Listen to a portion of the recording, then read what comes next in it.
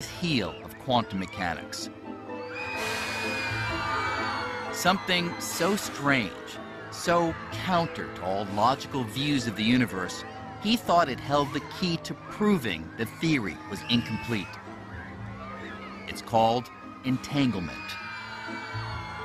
The most bizarre, the most absurd, the most crazy, the most ridiculous prediction that quantum mechanics makes is entanglement. Entanglement is a theoretical prediction that comes from the equations of quantum mechanics. Two particles can become entangled if they're close together and their properties become linked. Remarkably, quantum mechanics says that even if you separated those particles, sending them in opposite directions, they could remain entangled, inextricably connected. To understand how profoundly weird this is, consider a property of electrons called spin. Unlike a spinning top, an electron spin, as with other quantum qualities, is generally completely fuzzy and uncertain until the moment you measure it. And when you do, you'll find it's either spinning clockwise or counterclockwise. It's kind of like this wheel. When it stops turning, it will randomly land on either red or blue.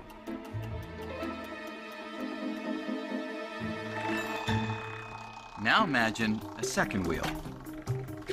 If these two wheels behave like two entangled electrons, then every time one landed red, the other is guaranteed to land on blue. And vice versa.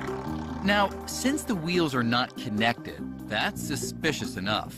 But the quantum mechanics embraced by Niels Bohr and his colleagues went even further, predicting that if one of the pair were far away, even on the moon, with no wires or transmitters connecting them, still, if you look at one and find red, the other is sure to be blue.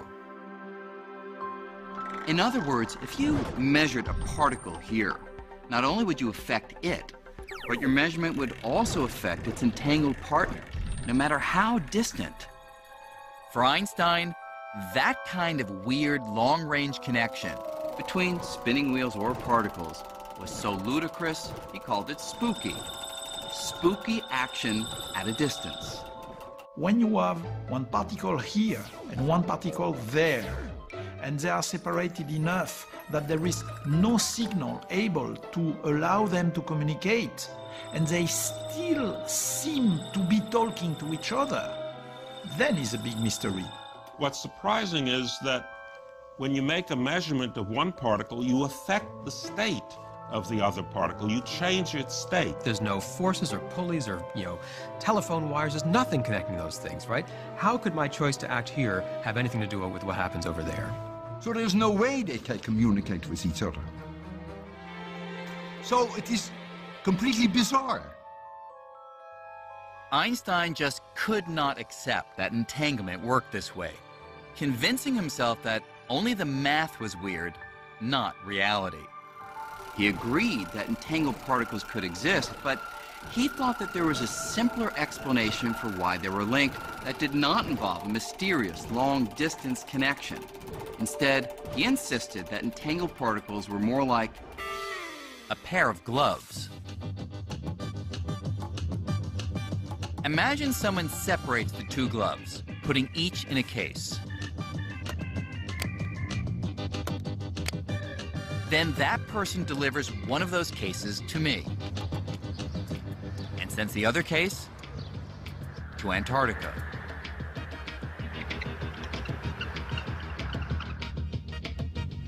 Thanks. Before I look inside my case, I know that it has either a left hand or a right hand glove. And when I open my case, if I find a left hand glove, then at that instant, I know the case in Antarctica must contain a right-hand glove, even though no one has looked inside.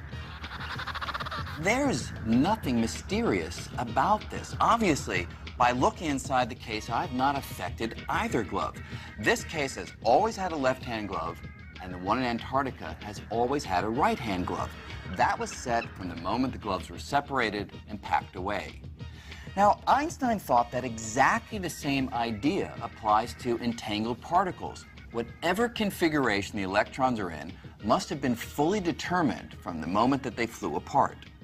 Einstein comes and says, look, if there is this strong correlation, it means that the direction of the spins were already determined before you do the measurement. So, who was right? Bohr, who championed the equations that said that particles were like spinning wheels that could immediately link their random results even across great distances, or Einstein, who believed there was no spooky connection, but instead everything was decided well before you looked? Well, the big challenge in figuring out who is right, Bohr or Einstein, is that Einstein is saying a particle, say, has a definite spin before you measure it. How do you check that, you say to Einstein? He says, well, measure it, and you'll find the definite spin. Bohr would say, but it's the act of measurement that brought that spin to a definite state. No one knew how to resolve the problem. So the whole question came to be considered philosophy, not science. In 1955, Einstein died, still convinced that quantum mechanics offered, at best, an incomplete picture of reality.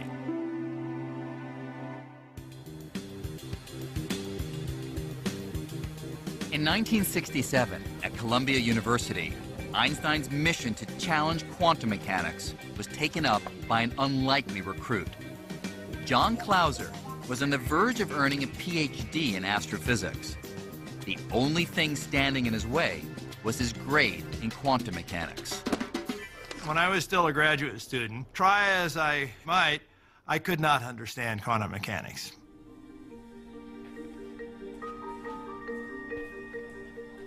Clauser was wondering if Einstein might be right when he made a life-altering discovery. It was an obscure paper by a little-known Irish physicist named John Bell. Amazingly, Bell seemed to have found a way to break the deadlock between Einstein and Bohr and show once and for all who was right about the universe. I was convinced that the quantum mechanical view was probably wrong. Reading the paper, Clauser saw that Bell had discovered how to tell if entangled particles were really communicating through spooky action, like matching spinning wheels, or if there was nothing spooky at all, and the particles were already set in their ways, like a pair of gloves. What's more, with some clever mathematics, Bell showed that if spooky action were not at work, then quantum mechanics wasn't merely incomplete, as Einstein thought. It was wrong. I came to the conclusion that, my God, this is one of the most profound results I've ever seen. Bell was a theorist, but his paper showed that the question could be decided if you could build a machine that created and compared many pairs of entangled particles. Bell turned the question into an experimental question. It wasn't just going to be about philosophy or trading pieces of paper. And the experiment that he envisioned could be done. You could really set up an actual experiment to force the issue. Clauser set about constructing a machine that would finally settle the debate. Now, I was just this punk graduate student at the time. This really seemed like, wow. There's always the slim chance that you will find a result that will shake the world.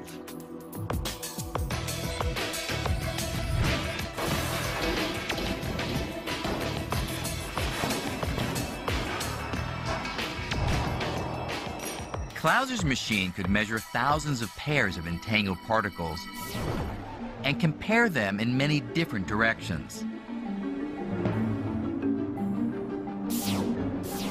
As the results started coming in, Clauser was surprised and not happy. I kept asking myself, what have I done wrong? What mistakes have I made in this? Clauser repeated his experiments, and soon French physicist Alain Aspect developed some even more sophisticated tests with one going to the heart of the Einstein-Bohr debate. In our space test, the only way that measuring one of the particles could directly influence the other would be for a signal to travel between them faster than the speed of light, something Einstein himself had shown impossible. The only remaining explanation was spooky action, and so Aspey's experiment removed virtually all doubt. Quantum mechanics is true even in the most mysterious and the most weird situations. The results of these experiments are truly shocking. They prove that the math of quantum mechanics is right. Entanglement is real. Quantum particles can be linked across space. Measuring one thing can in fact instantly affect its distant partner, as if the space between them didn't even exist. The one thing that Einstein thought was impossible, spooky action at a distance, actually happens. I was, again, very saddened that I had not overthrown quantum mechanics, because I still had, and to this day, still have great difficulty in understanding it. That is the most bizarre thing of quantum mechanics. It is impossible to even comprehend. Don't even ask me why. Don't ask me which you're going to, how it works, because it's an illegal question. All we can say is that is apparently the way the world ticks. So if we accept that the world really does tick in this bizarre way, could we ever harness the long-distance spooky action of entanglement to do something useful? Well, one dream has been to somehow transport people and things from one place to another without crossing the space in between. In other words, teleportation. Lead me aboard. Energize. Energize. Star Trek has always made beaming or teleporting look pretty convenient. It seems like pure science fiction, but could entanglement make it possible? Remarkably, tests are already underway here on the Canary Islands off the coast of Africa. We do the experiments here on the Canary Islands because you have 2 observatories, and after all, it's a nice environment. Anton Zeilinger is a long way from teleporting himself or any other human. But he is trying to use quantum entanglement to teleport tiny individual particles. In this case, photons, particles of light. He starts by generating a pair of entangled photons in a lab on the island of La Palma. One entangled photon stays on La Palma, while the other is sent by laser-guided telescope to the island of Tenerife, 89 miles away. Next, Zeilinger will bring in a third photon, the one he wants to teleport, and have it interact with the entangled photon on La Palma. The team will study the interaction, comparing the quantum states of the 2 particles. And here's the amazing part. Because of spooky action, the team will be able to use that comparison to transform the entangled photon on the distant island into an identical copy of that third photon. It will be as if the third photon teleported across the sea, without traversing the space between the islands. Sort of extract the information carried by the original and make a new original there. Using this technique in other locations, Zeilinger has successfully teleported dozens of particles. But could this go even further? Since we're made of particles, could this process make human teleportation possible one day?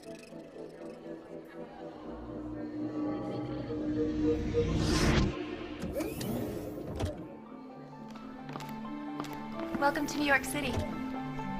Let's say I want to get to Paris for a quick lunch. Well, in theory, entanglement might someday make that possible. Here's what I'd need. A chamber of particles here in New York that's entangled with another chamber of particles in Paris. Right this way, Mr. Green.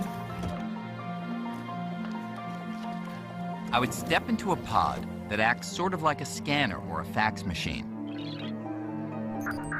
While the device scans the huge number of particles in my body, more particles than there are stars in the observable universe, it's jointly scanning the particles in the other chamber, and it creates a list that compares the quantum state of the two sets of particles. And here's where entanglement comes in. Because of spooky action at a distance, that list also reveals how the original state of my particles is related to the state of the particles in Paris. Next, the operator sends that list to Paris. There, they use the data to reconstruct the exact quantum state of every single one of my particles. And a new me materializes. It's not that the particles traveled from New York to Paris. It's that entanglement allows my quantum state to be extracted in New York and reconstituted in Paris, down to the last particle.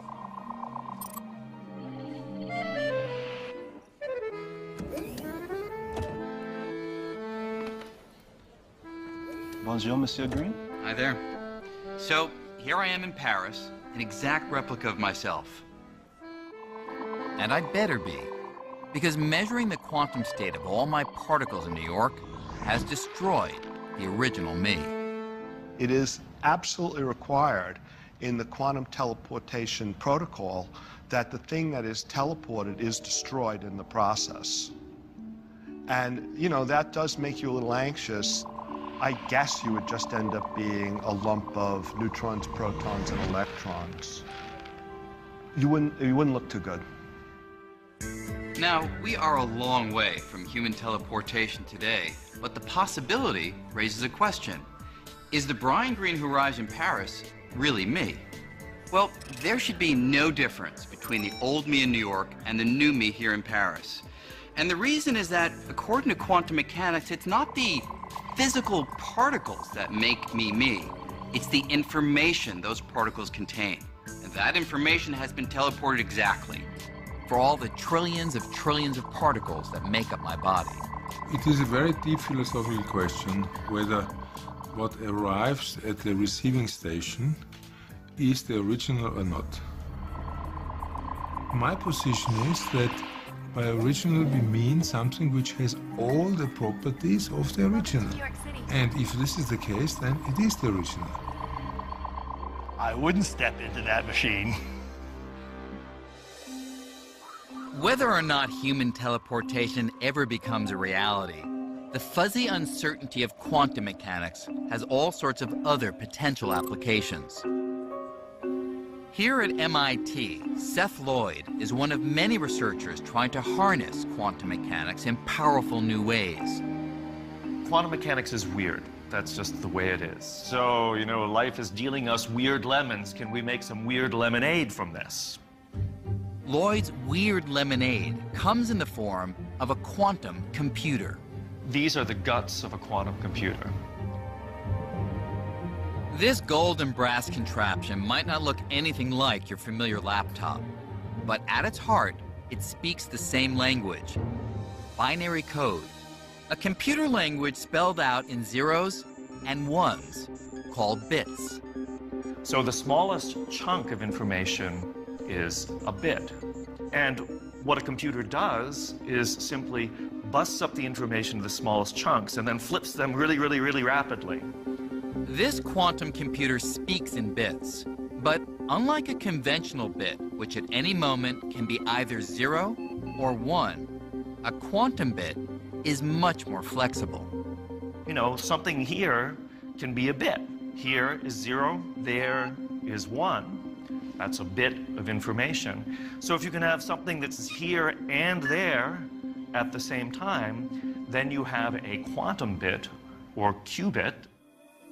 Just as an electron can be a fuzzy mixture of spinning clockwise and counterclockwise, a quantum bit can be a fuzzy mixture of being a 0 and a 1.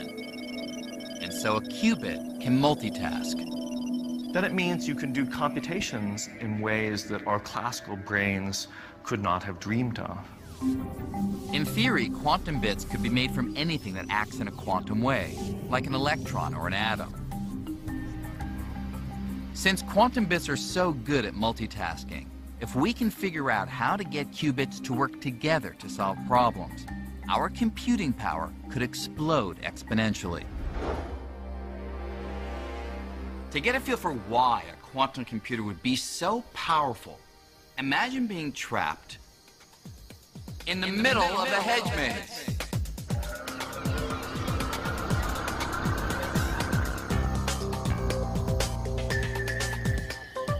What you'd want is to find the way out as fast as possible. The problem is there are so many options. And I just have to try them out, one at a time. That means I'm going to hit lots of dead ends, go down lots of blind alleys, and make lots of wrong turns before I finally get lucky and find the exit. And that's pretty much how today's computers solve problems. Though they do it very quickly, they only carry out one task at a time, just like I can only investigate one path at a time in the maze. But if I could try all the possibilities at once, it would be a different story. And that's kind of how quantum computing works. Since particles can, in a sense, be in many places at once, the computer could investigate a huge number of paths or solutions at the same time and find the correct one in a snap. Now, a maze like this only has a limited number of routes to explore, so a conventional computer could find the way out pretty quickly. But imagine a problem with millions or billions of variables, like predicting the weather far in advance. We might be able to forecast natural disasters like earthquakes or tornadoes. Solving that kind of problem right now would be impossible because it would take a ridiculously huge computer. But a quantum computer could get the job done with just a few hundred atoms. And so the brain of that computer, it would be smaller than a grain of sand. There's no doubt we're getting better and better at harnessing the power of the quantum world. And who knows where that could take us. But we can't forget that at the heart of this theory, which has given us so much, there is still a gaping hole. All the weirdness down at the quantum level, at the scale of atoms and particles, where does the weirdness go? Why can things in the quantum world hover in a state of uncertainty, seemingly being partly here and partly there, while you and I, who after all are made of atoms and particles, seem to always be stuck in a single definite state? We are always either here or there. Niels Bohr offered no real explanation for why all the weird fuzziness of the quantum world seems to vanish as things increase in size. As powerful and accurate as quantum mechanics has proven to be, scientists are still struggling to figure this out. Some believe that there's some detail missing in the equations of quantum mechanics. And so, even though there are multiple possibilities in the tiny world, the missing details would adjust the numbers on our way up from atoms to objects in the big world, so that it would become clear that all but one of those possibilities disappear, resulting in a single certain outcome. Other physicists believe that all of the possibilities that exist in the quantum world, they never do go away. Instead, each and every possible outcome actually happens. Only most of them happen in other universes, parallel to our own.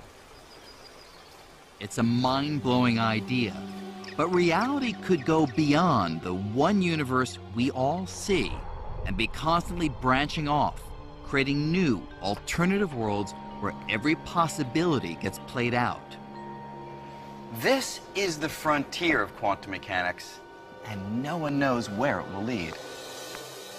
The very fact that our reality is much grander than we thought, much more strange and mysterious than we thought, is to me also very beautiful and awe-inspiring.